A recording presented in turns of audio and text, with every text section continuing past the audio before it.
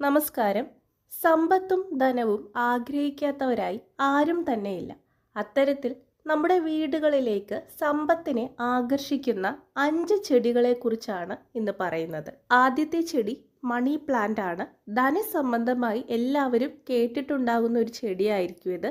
ഇത് നമുക്ക് വീടിനകത്തും പുറത്തും നടാവുന്നതാണ്. ഈ ചെടി നമ്മുടെ വീടുകളിൽ നട്ട് കഴിഞ്ഞാൽ അത് ധനത്തെ അട്രാക്റ്റ് ചെയ്യുന്നു എന്നാണ് പറയപ്പെടുന്നത്. രണ്ടാമത്തേത് ലക്കി ബാമ്പു ആണ്. ഇതൊരു ഇൻഡോർ പ്ലാന്റ് ആണ്.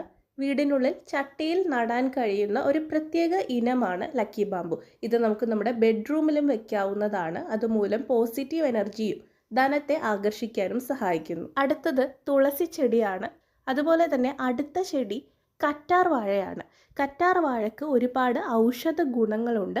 അതുപോലെ തന്നെ നമ്മുടെ സമ്പത്തിനെ പിടിച്ചു നിർത്താനും സഹായിക്കുന്നു. അഞ്ചാമത്തെ ചെടി താമരയാണ്. താമര നമ്മുടെ വീടുകളിൽ